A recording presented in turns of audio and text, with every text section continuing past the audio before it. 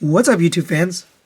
Today we're going to do a comparison of the FansToys Amplifier with the Deformation Space Recording Alliance tape, or their versions of Ramhorn. Now, we did do a comparison already of the FansToys and Deformation Space blasters, and we were kind of waiting for the rest of the tapes from FansToys, and we finally got the set of 3 here, so we've got this guy to take a look at. It is unlikely we're going to get any more tapes from Deformation Space. If we do somehow get them, it'll probably be under a different company name, because rumor has it that Deformation Space isn't making stuff anymore. But we do have these two guys, so let's take a look at them. This will be a relatively quick comparison because there's not that much to look at. You're kind of looking at it right now. So with that being said, I try to be as objective as possible with these comparisons, but of course there's subjectivity involved when you compare things like this. So if I pick one and you prefer the other, then you win. I really try to do these comparisons to help people decide what direction they want to go with their collections, and in this case with the mini tapes for Blaster. As far as accessories and gimmicks, the FansToys does come with the tape cover, and I had to go back and look and watch the video. Shockingly, the Deformation Space didn't come with a tape cover. I don't know, it's just that's the way they did it.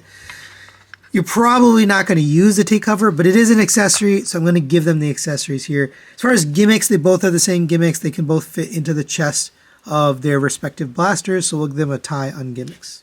And starting off with the cartoon accuracy, I'll put the G1 image there so you can take a look for yourself. And I actually didn't remember what Ramhorn really looked like. When I got the Deformation Space, I thought, yeah, it looks pretty good, it's fine, but then studying this image, it's pretty far off. You know, the overall shape of the head and the body and just the color of the plastic, I think FansToys nailed the cartoon accuracy. And they're kind of going for that anyway, so I just think they did a great job on this one. When it comes to Sculpt, though, I do think the Deformation Space is a little bit cleaner. There's a lot less gappages kind of all throughout. If you look at the bottom, yeah, obviously there's gap there, but you don't really look from the bottom, so it's pretty clean throughout. The FansToys one has a lot of gaps from the top, from the side, from the back.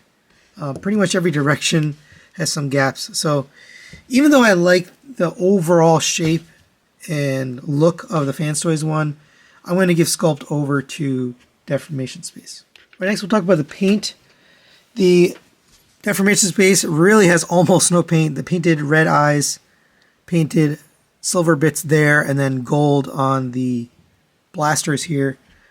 The FansToys one is pretty much 100% painted. Gold chrome here, a little bit of silver, all the brown you see there, and then the eyes. So I'm going to give that over to FansToys. As far as build quality, I think I'm also going to give that to FansToys. The Deformation Space tends to have loose pins. Now, I put a bunch of Kiki on this one, so it's not loose anymore.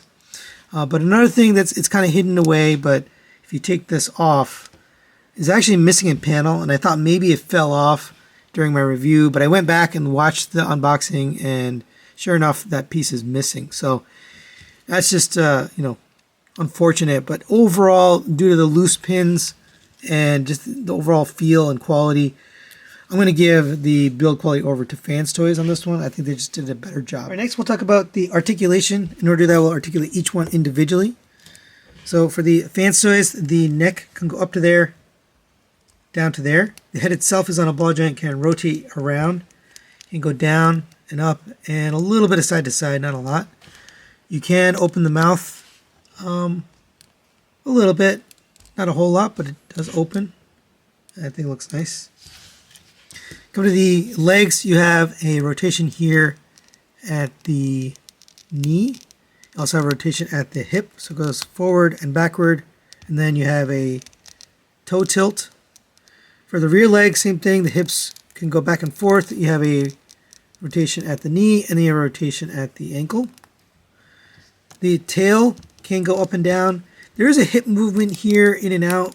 I don't know if I really want to count that, but it's more part of the transformation, but you can angle those in and out. And there you go for the FansToys. For the Deformation Space, head can go up to there. Breaks the sculpt a little bit, but down to there. And then the whole neck is on a hinge here, so it can go up and down, mainly for transformation, but it does get you a little bit more out of that neck. No opening mouth on this one. The horns tend to like fold in if you're not being careful, just fold in on themselves, so you just gotta be careful. Same for the ears. You know, the ears are part of the transformation as well. For the front legs, you have a rotation here at the hip, rotation at the knee, and then a toe tilt. Same for the rear legs, rotation at the hip. This is the one that was loose that I was mentioning earlier. I had to put some kiki. Also a rotation at the knee, and then a rotation at the toe. The tail can also go back and forth here. These things also tend to pop off or fall off, and I put a little bit of kiki on those too, just to hold them in. But they're pretty darn close. I'm gonna have to give it to FansToys just due to the extra head movement. You got a rotation here, you got a side to side, and you've got that mouth opening. So just by a hair, due to the head, I'm going to give it to FansToys. Right, next we'll talk about the transformation and engineering. When it comes to transformation, I really don't enjoy the FansToys one because of these rear hips here. They're just kind of a nuisance. Like the sliding joint that you're supposed to use is really not intuitive. And I don't know if anyone broke it, but it does seem like a part that's like not intuitive. Same for these, like they don't lock into place. So it's not overly difficult, but it is annoying in spots. This as well, little panel you have to get popped up. This guy is pretty darn simple and straightforward. It actually feels like a G1 cassette just because of the simplicity of it. So I'm going to give Deformation Space a transformation. As far as engineering, neither of them are anything to write home about. Pretty simple, straightforward. So I'll give them a tie on the engineer. And there they both are in their alt modes. And there's something about the FansToys. They did a good job cleaning up. You can see a little bit of the gold from those side guns there, but overall it's a very nice solid tape on both sides. You can see the wheels there. It goes all the way through.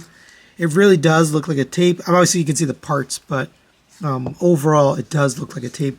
This one doesn't look like a tape because these holes actually don't go through. It's just paint and they're not perfectly aligned. And then you come to this side and there's all sorts of pins and parts. These like to pop out on you, so it doesn't look very clean on this side. So I'm going to give the alt mode over to FansToys. I think overall it's a cleaner and just more solid feeling tape. And the final factor here in this comparison is the members choice category, where I ask my members which one they prefer just based on personal preferences and no other factors. And you can see that FansToys is going to destroy Deformation Space on the members choice category, so we're going to give them the point on that.